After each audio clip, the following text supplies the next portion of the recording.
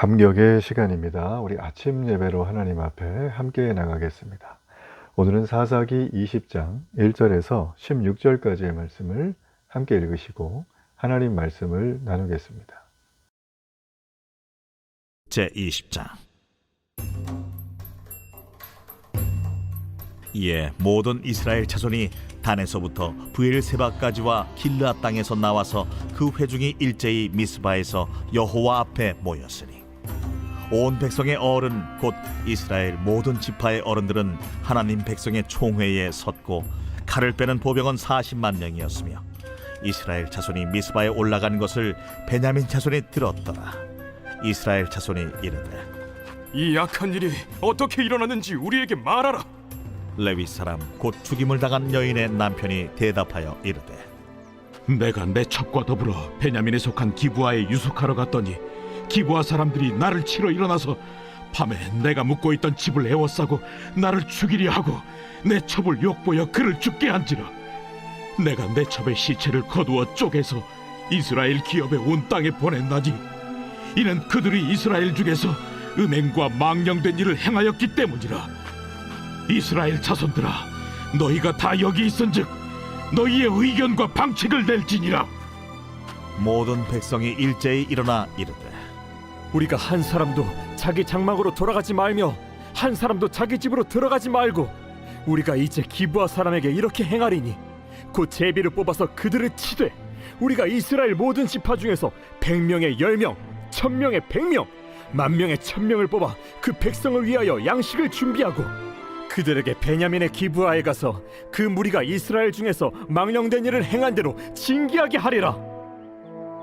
이와 같이 이스라엘 모든 사람이 하나같이 합심하여 그 성읍을 치려고 모였더라. 이스라엘 지파들이 베냐민 온 지파의 사람들을 보내어 두루 다니며 이르기를 너희 중에서 생긴 이 악행이 어찌 됨이냐?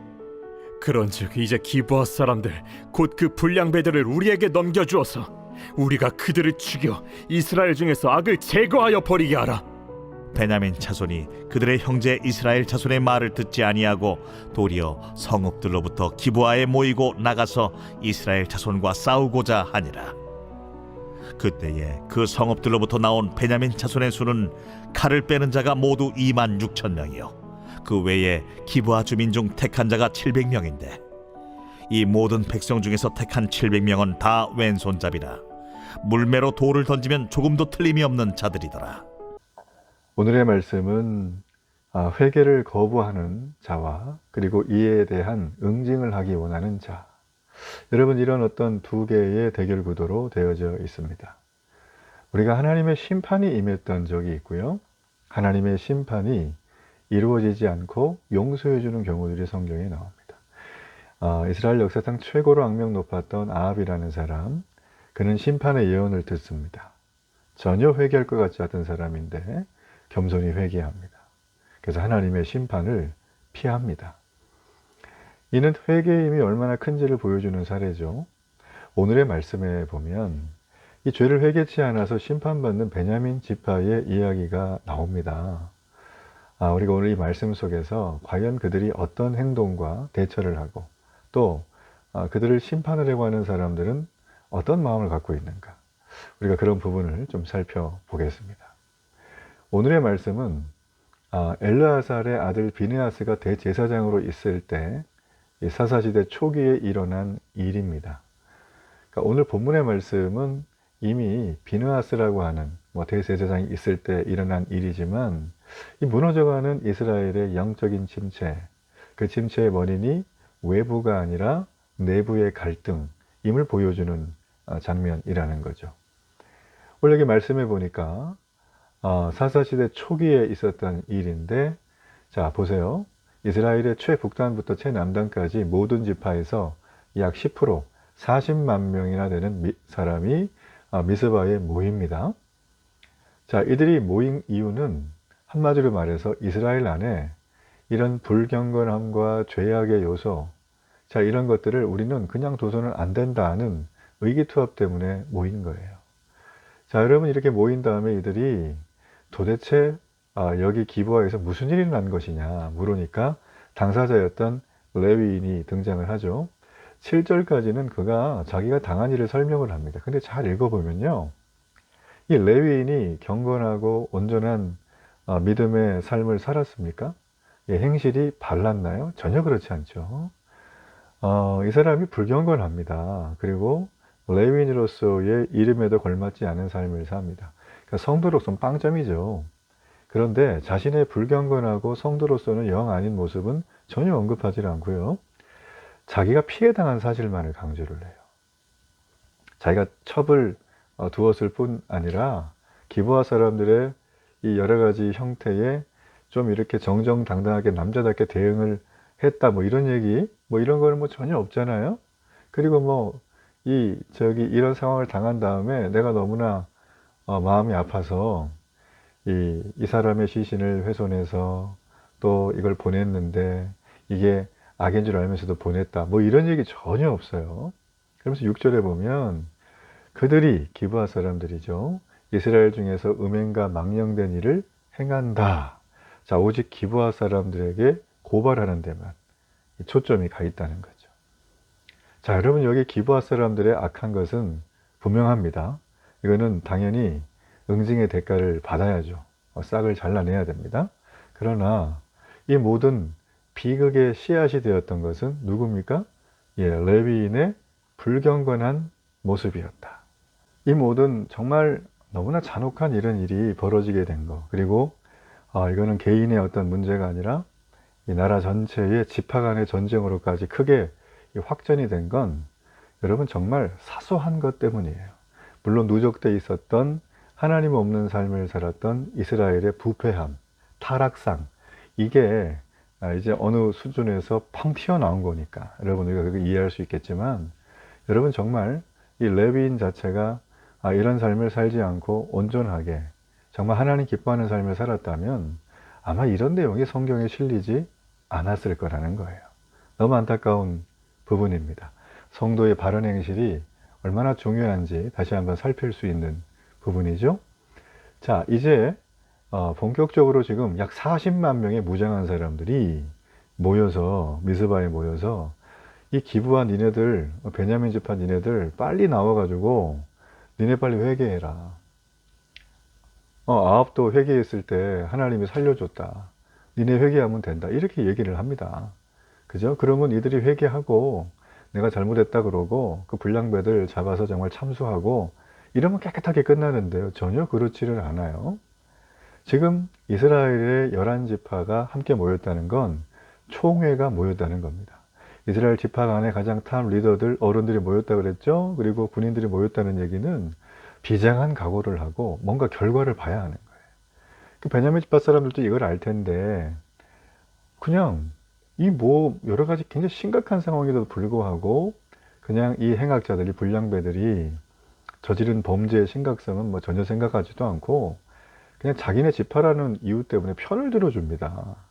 이런 정말 아주 모렴치한 행동이죠. 자, 이 베냐민 지파의 이런 모습은 이스라엘 전체를 무시하는 모습이자 하나님을 무시하는 아주 교만한 모습이에요. 그러니까 천인공노할 범죄를 저질렀던 이 기브아 사람들, 정당한 심판을 받아야죠. 하나님의 공의가 얼마나 정말 이 시대에 하찮게 여겨지고 있는가, 우리가 여실히 볼 수 있는 장면입니다. 자, 이스라엘 총회가 이 행악자들만 처벌하면서 해결하고 해결하겠다고 지금 이제 그런 제안을 하는데, 이제 이들이 뭐 거절하면서 더 이상 회개할 기회를 잃고 말았죠. 자, 남은 건 뭡니까? 예, 응징이죠. 예, 응징입니다. 예, 눈에는 눈, 이에는 이, 그죠? 예, 이렇게 되어지는 거죠. 그래서 하나님은 범죄한 이스라엘 백성에게 회개하고 너희가 죄에서 떠나고 그렇게 되면 괜찮을 거라고 이미 선지자를 통해서 다 말을 하세요. 근데 회개 경고를 무시하게 되면 그 무시한 이유로 인하여서 그들은 넘어지게 된다는 거예요. 우리 역시 마찬가지입니다. 회개의 기회가 있을 때 잡아야 해요. 언제 이게 사라질지 모른다는 것입니다. 오늘 베냐민 지파의 안타까운 모습을 보죠. 자, 이렇게 거부하고 나서 전쟁을 치러야 된다는 걸 이들도 알았어요. 그래서 이제 전쟁 직전이에요. 근데 이들이 가만히 보면 이 총회의 제안을 거부한 이유가 아마 나름대로 좀 자만감이 있었던 것 같아요. 말씀해 보니까 약 2만 4천 명 정도가 모였고 칼 쓰는 사람, 그리고 주민 중에 선발된 700명이 있는데 이 사람들이 돌 던지기 명수랍니다. 예. 여기서 뭐가 나오나요? 좀 자만심이 있죠. 우리는 저격수가 700명 있다, 뭐 이런 뜻인 것 같아요. 그러니까 이제 이들이 이런 걸 통해서 소위 말하면 좀 군사적인 분쟁거리 정도, 정치적인 뭐 대립 정도로만 생각을 하게 된 것 같아요. 이 가증한 제약이죠. 하나님의 심판에 대리자로 그들이 섰는데 그건 전혀 생각하지 않은 것 같아요. 그냥 뭐 우리가 해결할 만한 문제라는 거죠. 자, 우리가 이걸 통해서 알 수 있는 게 뭡니까? 그들의 영적인 교만함이 극에 달해 있다. 영적인 교만함이 극에 달하면 사람은 정상적인 판단을 할 수가 없습니다. 한마디로 사리 분별이 잘 안 돼요. 그 영적 무지에 빠지게 되고 결과는 어처구니 없는 일로 인해서 무서운 비참한 결과를 낳는 경우를 봅니다. 우리가 내일 살피겠지만 이 베냐민 지파는 거의 뭐 지파가 멸절될 만큼 이 일을 통해서 완전히 다 그냥 씨가 마를 정도까지 사라지게 되죠. 사륙을 당하게 되죠. 여러분, 우리는 기억해야 돼요. 교만함과 거만함은 패망의 선봉이에요. 넘어짐의 앞잡이라는 것입니다. 여러분, 우리가 오늘 이 말씀을 통해서 이 안타까운 말씀, 정말 내일 되면 전쟁을 통해서 수많은 사람들이 죽을 텐데 우리가 기담고 다시 한번 새겨야 될 것이 있어요. 우리는요, 죄악을 멀리해야 돼요. 그리고 자기 힘을 의지하는 자는 결국 망할 수밖에 없습니다.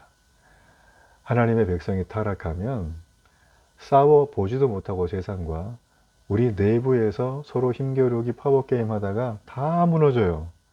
교회가 그러면 안 되겠죠? 우리 믿음의 공동체가 그러면 안 되겠죠? 우리 날마다 하나님 앞에 가까이 나가는 그런 믿음의 경주가 있는 하루가 되기를 바랍니다. 결단의 기도를 드립니다. 살아계신 하나님, 오늘도 기브아의 비극을 보며 회개하고 하나님 앞에 가서 다시금 말씀을 따라가는 믿음의 삶 살기로 결단합니다. 주여 은혜를 베풀어 주옵소서. 예수님 이름으로 기도합니다. 아멘.